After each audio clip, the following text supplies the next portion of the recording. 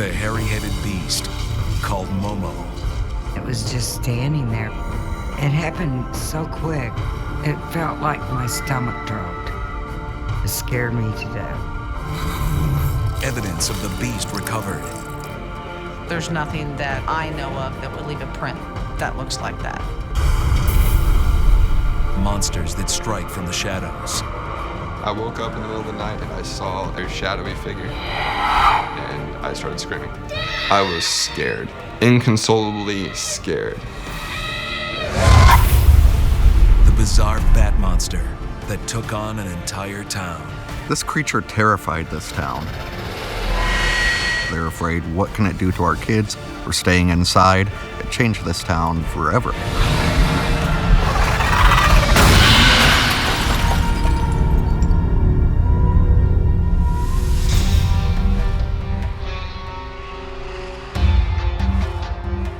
"70 miles north of St. Louis, the small town of Louisiana, Missouri, sits quietly along the banks of the Mississippi River. Any town of about 4,000 people in Missouri is pretty quiet. It's just a beautiful place to live. Like they say, there's no place like home. And there's no place quite like Louisiana, Missouri. Not since a monster showed up and terrorized the town. Louisiana is a very serene town. And then one day, there was Momo. There was a creature. And yeah, things changed. I can remember my mom telling me about her experience with Momo. Momo is short for Missouri Monster. I would have preferred a different name. It sounds way too cute. To those who encountered it, there was nothing cute about the long-haired beast. To me, it was a monster. It was real shaggy.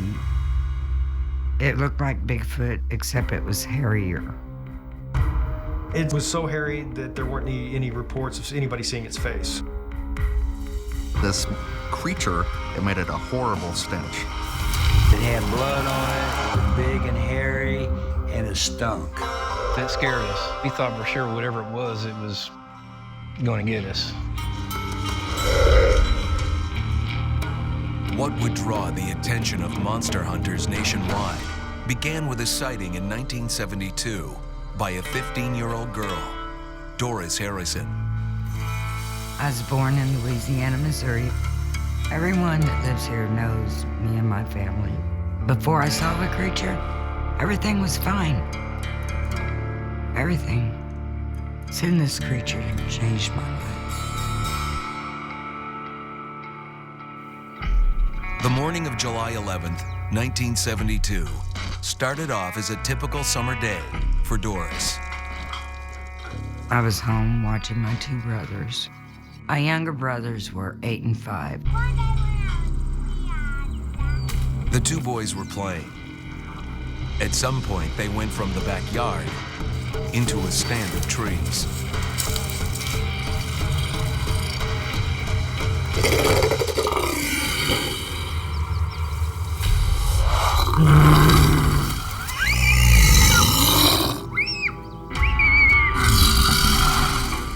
I was cleaning and all of a sudden they just bursted through the door. I said, "What's wrong with you all?" They was mumbling words and stumbling all over themselves. They said they saw something big. I can't say that I believed them at the time. I'm sure it was just an animal, but you guys play inside for a while.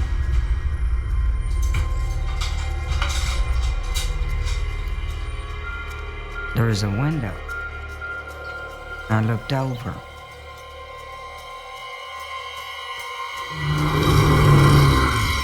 It was just standing there, carrying something under its arm. And there was some blood. It felt like my stomach dropped. It scared me so bad, it scared me to death. I dropped everything, called my dad at work. And I was telling him, don't go outside. Whatever. I lost my way of thinking even. I was afraid it was gonna come and get us. I was scared.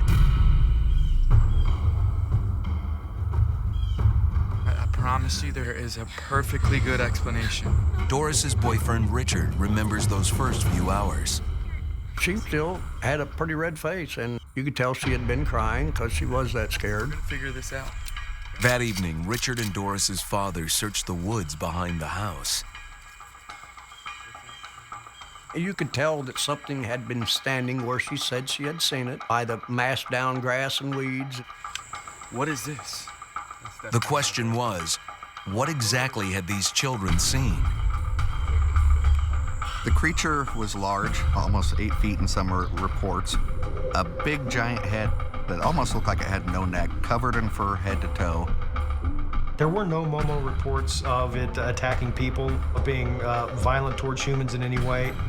However, it did seem to have an appetite for dogs. After the Harrisons sighted Momo, there were dogs that ended up missing. They never did find out what happened to those dogs.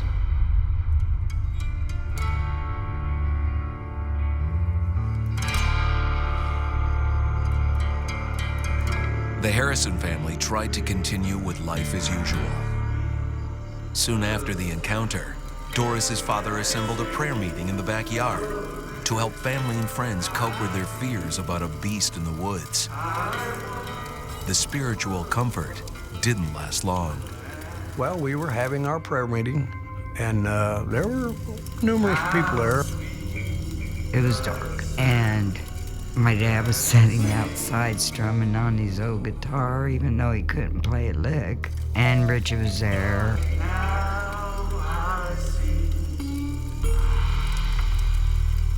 As the Lord tells us in Job 5:23, at destruction and famine, you shall laugh. Neither shall you be afraid of the beasts of the earth.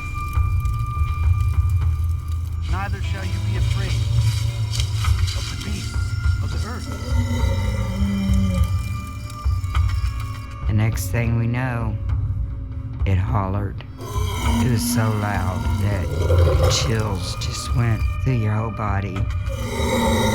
It was the most blood-curdling noise I've ever heard in my life. It was unreal. And my dad and them hollered out, "It's coming! It's coming off the hill!" It's coming off the hill. Come with me. Come here, buddy. It took us all by surprise and shock, and there were little kids crying and screaming. It was not something you would have wanted to been face to face with. Richard took the kids, and we took off.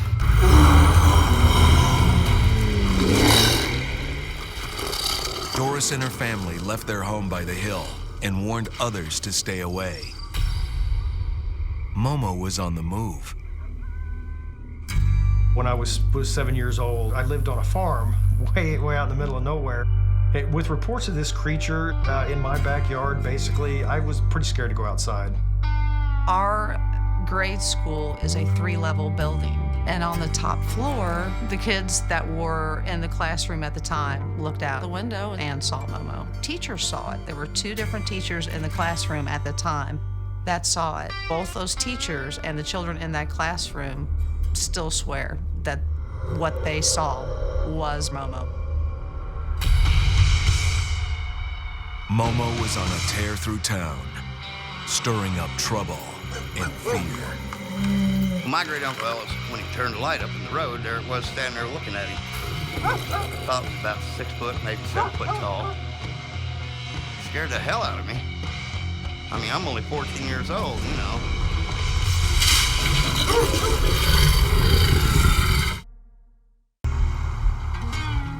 In 1972, in the small town of Louisiana, Missouri, a giant hairy beast known as Momo spread panic and fear. 15-year-old Doris Harrison was babysitting her brothers when she met the monster face to face. I've never seen the Lord Jesus Christ. But I have seen Momo.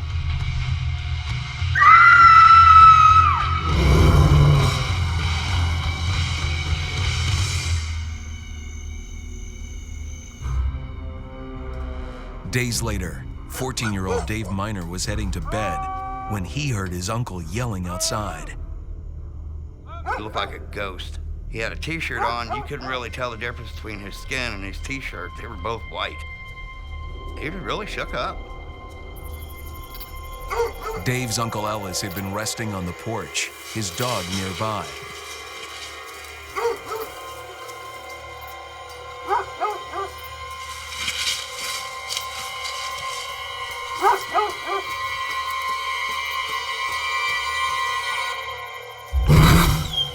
Apparently, Momo had his eye on dinner. The dog jumped out and started barking, raising Cain, and he turned his flashlight around up in the road, and it was standing there watching him. I turned the flashlight around on him, and there he was. And I think the thing could actually smell the dog. He looked at it, and then it just took off. Within days, Momo was front page news. It created a fervor around the nation, and press came in from all over just to cover the Momo story. And Doris Harrison was at the center of a monster story she wished had never happened. Reporters were bugging us to death. Living in this town, it was hard. When my mom talks about Momo, she's always serious about it. You can tell it strikes her deep in the heart. While some ridiculed the story, Mayor Tom Wallace decided to rule out any possible danger to the community. Everybody was talking about it, and some of the mothers were saying, well, I'm gonna keep my kids at home. When the story first came out, you know, Momo was turning over cars. He was breaking trees. You know, he was this big-toothed, mean creature. There was several months of trying to find Momo. Where was Momo? Was Momo real? This town was up in arms. You should have seen it. I mean, it looked like they had a militia. Everybody had guns, was wanting to go up and hunt Momo. Mayor Wallace led the effort to root out Momo. His choice for an army was surprising. I was an advisor for Troop 155, a Boy Scout troop. We thought that if we took a troop of boys up on Star Hill and spent the weekend, we could put everybody's fears to rest. Scouts, you have now been deputized. I was 12 years old at the time of the Momo episode. Calvin, you ready to get this thing? Yes, sir. It was a little tense, kind of like an adventure, you know? You're gonna be all right. There was a monster roaming around on Star Hill. Lights on. The 21 boys that I went up on Star Hill with, I think he was the guttiest 21 boys I've ever known. They said if there is one up there, we can find him. He's a big, hairy monster, mean and ugly. People were terrified. Mayor Wallace and his Boy Scouts set out, not knowing what they'd find. We split up in pairs in case we would get lost. They scoured every rock and every tree and every brush pile up on Star Hill. And we did have the police department go up there and check to see if they found any tracks or anything. And they all walked Star Hill and found nothing.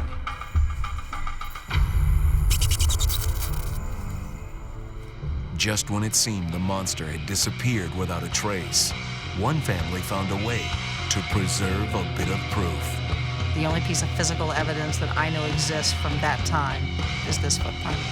There's nothing that I know of that would leave a print that looks like that. In the fall of 1972, residents of the small Missouri town of Louisiana reported seeing a huge, shaggy, unidentifiable beast. It came to be known as Momo. After months of terrifying encounters, the monster disappeared from view.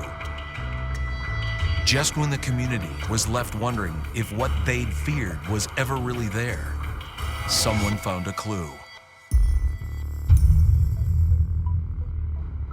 My father received a phone call from one of his friends saying that I found prints in my garden and I believe they're prints of Momo. And so my dad and his brother, they took a plaster cast of one of the prints. The only piece of physical evidence that I know exists from that time is this footprint. The toes are odd. It has a very deep heel, so whatever it was heavy. Both scientists and expert trackers have examined the print and declared it strange. No known mammal runs on 3 toes, nor sinks its heel so deep. With no similarity to any other creature, it's thought to be either fabricated or a sign of something truly amazing. It could be some creature that science just hasn't discovered yet.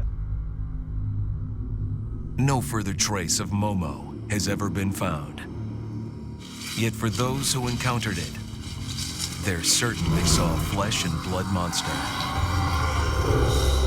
We have miles upon miles of endless woods and deep, deep hollers.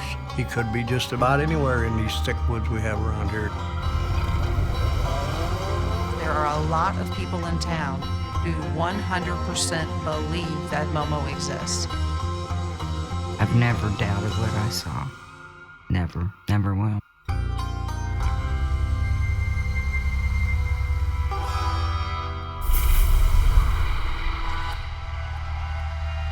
"300 miles west of Momo's stomping grounds is the small town and farming community of Maryville, Missouri. Here, an entirely different monster lurks within the darkness, one that strikes out from the shadows.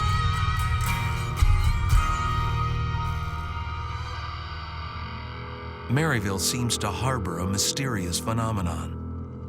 Strange entities that darken any crevice or corner. Shadow people. Generally, people see shadow people to begin with out of the corner of their eye, just a fleeting shadow. When they turn their head, it's gone. They're usually taller than a normal human, but they're human-shaped, two-dimensional. Usually, people do not see a shadow person's face. When you're in a pitch black room and you see something darker than that, you start asking questions. Fear isn't quite covered. If you've ever had something happen where you were shocked suddenly, and you feel your body chill, you feel the blood drain from your face and your heart's racing, that's what it feels like when one of these shadow people pops in on you unexpectedly, and it scares the nonsense out of you. The shadows we know are cast by light, but shadow people are creatures of the dark, on the prowl for victims, and one has plagued Cody Lilly since he was young. In the middle of the night, I woke up just freezing. Just had this really tight feeling in my chest. Standing in the far corner of the room, there it was, staring at me. Had faintly glowing red eyes, and it was darker than the darkness around it. So I sat there, just scared, staring at this thing pretty much all night. Throughout high school, I saw it regularly. Always in the same area, always looked the same. The wide, flat-brimmed hat, the red eyes. He saw the Shadow Man so often, he named it the Cowboy. There's a type of shadow person called the Hat Man, who is wearing a fedora, of all things. I've talked to many people who've encountered that over and over and over, and it's got to be the same thing. By the late 1990s, the internet was awash with reports of shadow people. Message boards filled with hundreds of witnesses and dozens of variations. In cultures around the world, scary, shadowy beings are a staple. The ancient Hebrews believed in death shadows that stalk the underworld. In Islam, the supernatural jinn can be a companion or a killer in the shadows. The object of Cody Lilly's fear fits one of the prevailing patterns. Tall, dark figure, wide-brimmed hat, pursuing its victim relentlessly. Well, after I graduated high school, I moved out, went to college. There's a huge span of time where it just wasn't there. But in the back of my mind, I was always waiting for it to show up again. Just when he thought the dark shadows of his past were behind, they struck again. I was driving around in my car. I heard a loud noise coming from the engine. Steam started spewing out. So I pulled over into the apartment parking lot that I was living at the time. I had no idea what was going on. So I'm on the phone, sitting in the driver's seat, broad daylight. Then I see something move out of the corner of my eye. And there's my cowboy. He bends down to look at me and knocks on the window. I was completely terrified. I was shaking, and then it just dissolved like a film reel was blowing apart. It was insane. I think it came back saying, hey, I haven't left you. I'm still around. I'm still watching. It's been 2 years since that day in the parking lot. Cody lives with his wife in their home outside of Kansas City. He still dreads the shadows' next visit. Every night when I go to bed, you still look at the shadows just waiting for it to pop out.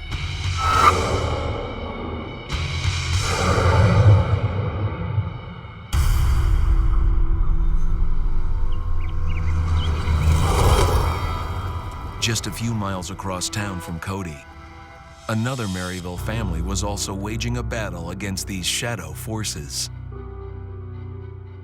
Brandon White, his wife, and 2 sons lived a happy life together.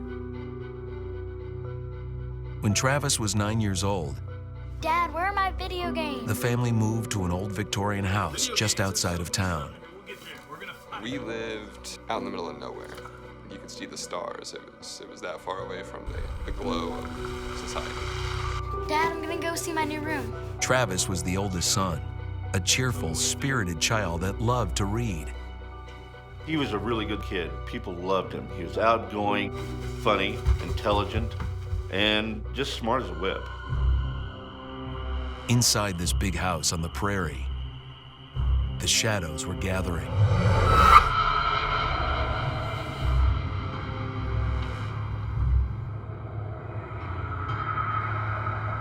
We actually were seeing strange goings-on around the house.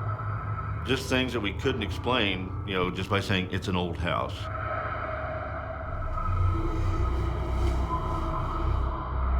It's like that feeling of there's something watching you, or there's something out of place. I woke up in the middle of the night, had a strange feeling, and I looked at the foot of my bed, and I saw a figure, a very shadowy figure. It felt very real.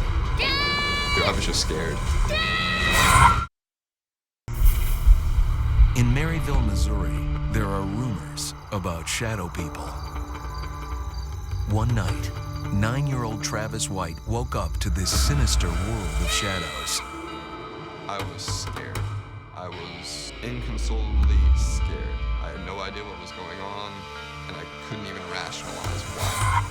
The shadow people experience is as real as you're sitting in a room talking to someone, or leaning over a bed, or leaning through doorways. They have blood red, blazing eyes, and they seem to elicit an unnatural fear in people.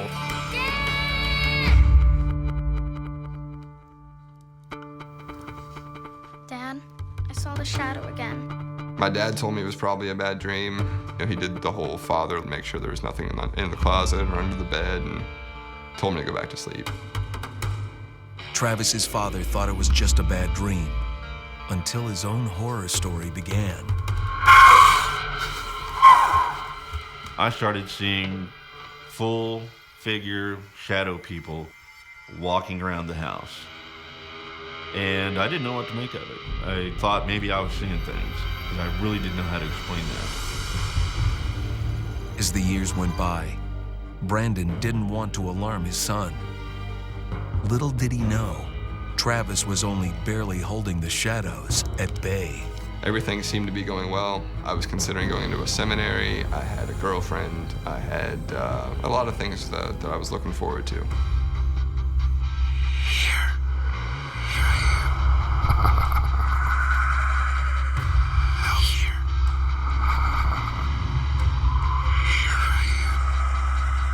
the back of my mind, I kept thinking, it's gonna show up again.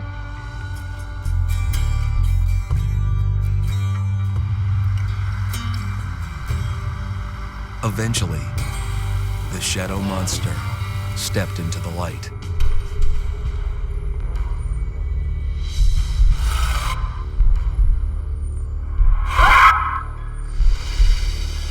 When I was 17 years old, I would wake up and this face would kind of be there. And that started happening more and more frequently to the point where it was almost nightly. The shadow had taken a step closer, revealing its awful face. It's when people can see them straight on when it gets really scary. What I saw had a dark, blood red colored face, very scarred. It looked like it had been burnt. Its eyes were black. Its nose was very obviously broken. It was bent out of shape. The face was very disfigured. And then there was the voice.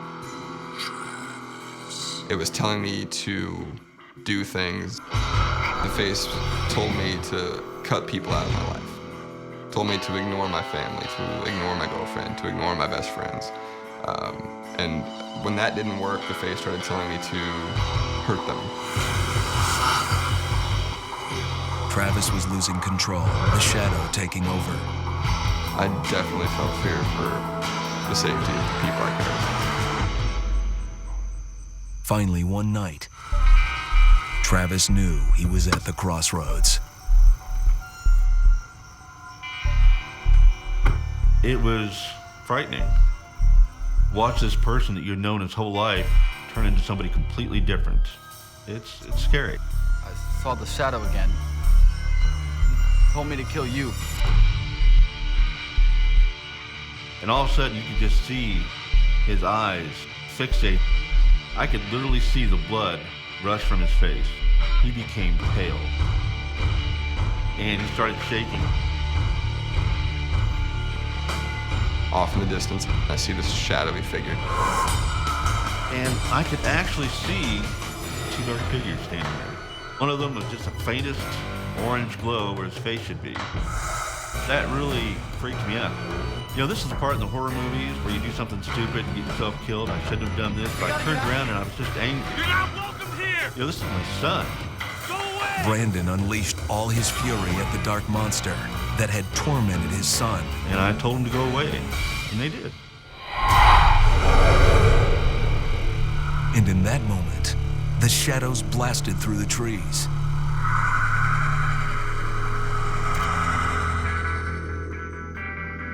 Part of me is afraid of the face coming back with that kind of strength, but at the same time, I feel like if I beat it once, I can beat it again. I don't think that you can ever get rid of these things. You know, they're still out there. And the possibility exists that, you know, if you're not careful at any time, you could open yourself up to them.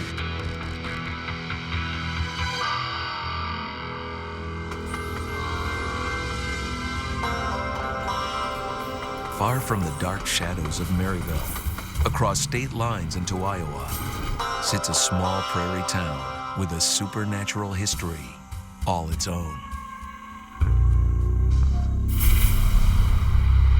When you think of rural Iowa, you probably picture Van Meter. A couple main streets, less than 1,000 people wandering around. The Van Meter downtown area is still essentially one block by one block, and not a lot has changed since 1903. 1903. That was a turning point for Van Meter. When the visitor came to town. Van Meter was in a frenzy. People were talking about this monster. Not only talking, people were shooting at it. It must have seemed like something out of the Wild West. A time so frenzied, residents banded together for their very survival. The trouble began at a coal mining operation on the edge of town. There were a lot of reports of the old mine being haunted by sounds, by mysterious noises.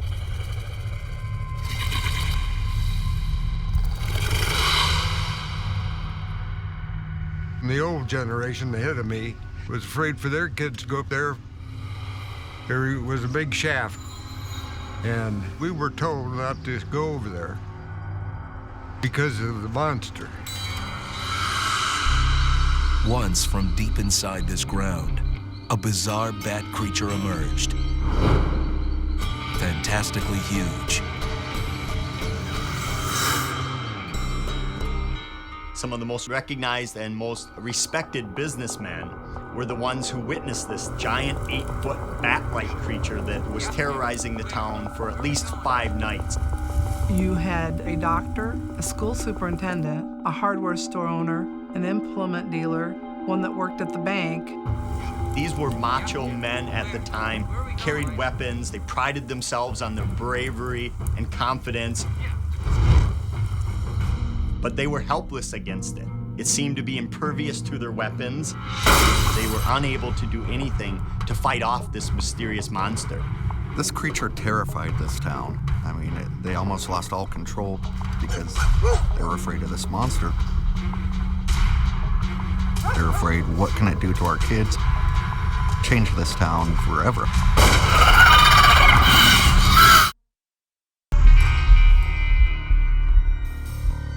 Buried in the historical record for the fall of 1903 in Van Meter, Iowa, is one extraordinary week when a giant winged creature crept out of a coal mine and terrorized the town. The creature was said to be half human, half bat.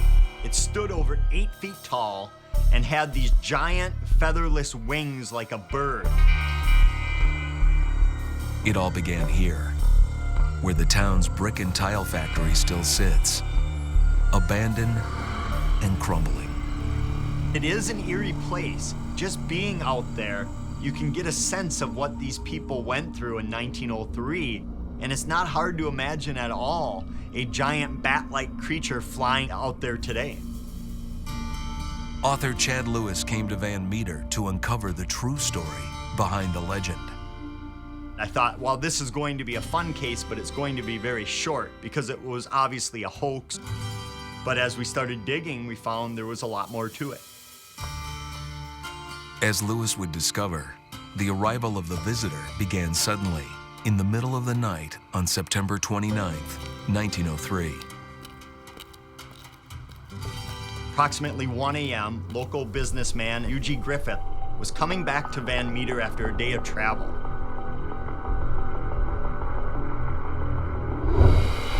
And he noticed a mysterious light hovering over the building. He thought it was a robber.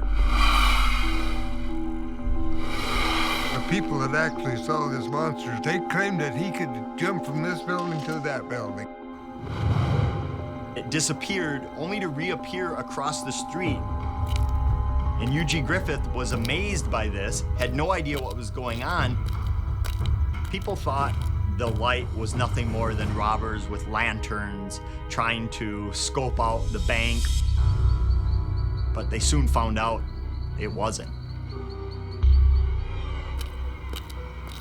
The following night, fearing the bank was in danger, Peter Dunn, the bank manager, arrived to protect the town's funds.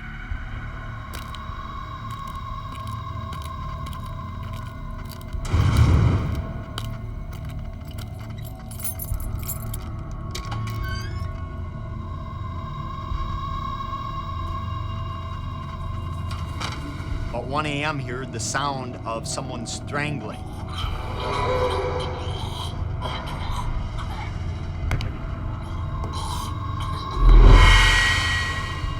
At that moment, a bright light started shining into his room. Mr. Dunn grabbed his shotgun loaded with buckshot and blasted at this creature, shooting out the bank window. In order for Mr. Dunn, a well-respected businessman, to blow out the front window of the bank, something must have terrified him. Peter Dunn was the boss. He run the town, Pete Dunn did. Whatever he said, that's it. So if he believed in the monster, everybody did. In 1903, when prairie towns like Van Meter had no experience with electric streetlights, This nighttime illumination must have seemed remarkable. Next night, Dr. Alcott, who was sleeping above his office in the building, he was awoken at approximately 1 a.m. as well with a bright light. And this was so bright, it nearly blinded him.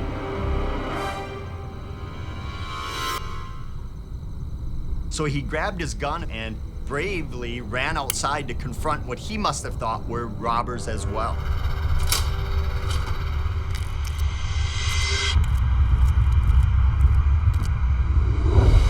That's when he came face to face with this giant, what he called half-human, half-bat-like creature with featherless wings like a bat, with a blunt horn on its forehead and a light that would emanate from the horn.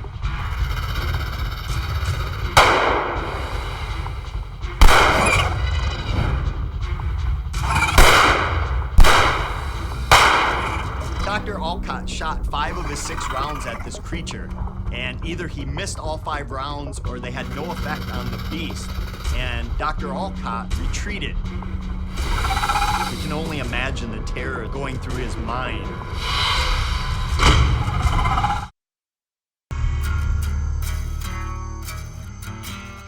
In 1903, the small Midwestern community of Van Meter, Iowa, awoke to find themselves confronted with a gigantic bat-like creature. There's been reports of these types of creatures all over the place, from as early as we can go back to up till now. There's Mothman, Jersey Devil, on and on. It seems like every culture and every part of the country has this animal that's very similar to this. By all accounts, it was a prehistoric monster, a terrifying creature that nobody had seen the likes of before. The neighbors, the small businessmen, they were all talking about it, and fear was building. The siege had already gripped the town for 3 days running. They were terrified. They were locking doors, they were pulling their shutters. People were more careful of their children, making sure they were in. Just a feeling of fear.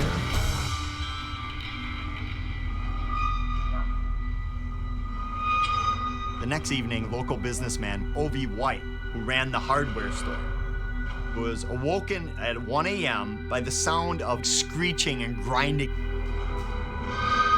walked over to the window to take a look.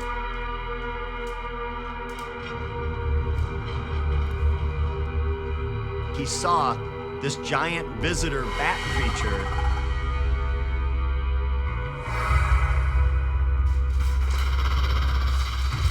O.V. White was known as a great shot. He took deliberate aim, shot this giant visitor bat creature, and all it did was anger it. The creature turned its light right on Mr. White while releasing some type of odor. Mr. White said when he was hit by it, it erased his memory and he has no idea what happened after he was hit by that mysterious odor. On the 4th day, the terror moved to the tile and brick factory. Workers on the night shift were struck dumb by the sounds of horrendous shrieking. These were hardcore workers, manly men who you wouldn't think would get spooked by anything, yet they were too afraid to go investigate this mine. Petrified with fear, yet mustering all their courage, the town banded together with all available guns and ammo. They believed the coal mine had released the creature, so that's where they headed. A final face-off with the monster. And at this point, the people of Van Meter had had enough. They gathered all the dynamite, blew up the mouth of this cave, but blocking the entrance, and never seen or heard from it again. Finally, the beast that had visited the town and spread so much fear was banished. Its reign of terror ended. The old mine never reopened. The area today where the mine sits is covered over with grass. Walking those grounds, you're just imagining what is below you. Are these deep caverns and tunnels full of these creatures still alive today? Or are they just merely closed off and a couple bodies still underneath? Current Van Meter librarian Jolena Welker has heard all the old stories about the town's infamous visitor. She never thought she'd have a visit of her own. I've lived here just since 1983, although I grew up near here. Now that I'm the librarian, I pretty much know everybody in town.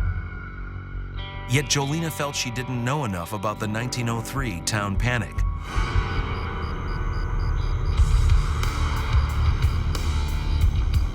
One evening, she set out for the site of the monster encounter, where the town's old brick and tile factory still sits abandoned. I drove my vehicle down to the site as close as I could get.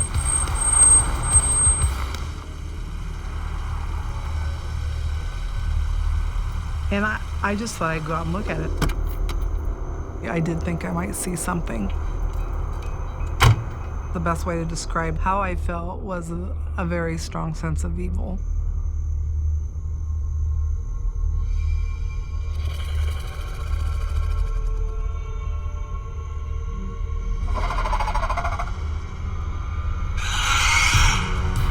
And I got very afraid.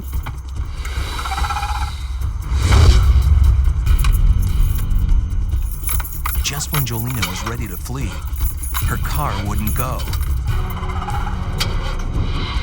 And I start praying. Jolena, shaking with fear, tries one more time.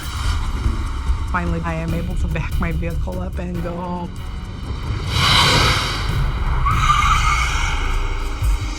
I've spent many nights out by the old mine, and it is truly a creepy atmosphere out there. It doesn't take much to imagine that these creatures are still living there, and that if you look up into the sky, you might just see an 8-foot monster coming down after you.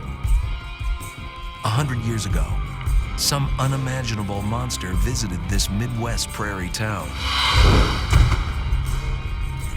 What it exactly was, and whether it might still be around, remains a mystery. In the heartland, if you're living out on a farm, your nearest neighbor might be too far away to hear you scream.